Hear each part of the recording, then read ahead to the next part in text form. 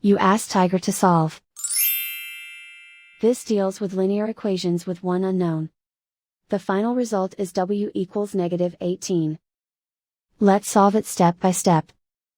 Move the negative sign from the denominator to the numerator. Isolate the w. Multiply both sides by 3. Group like terms. Multiply the coefficients. Simplify the arithmetic.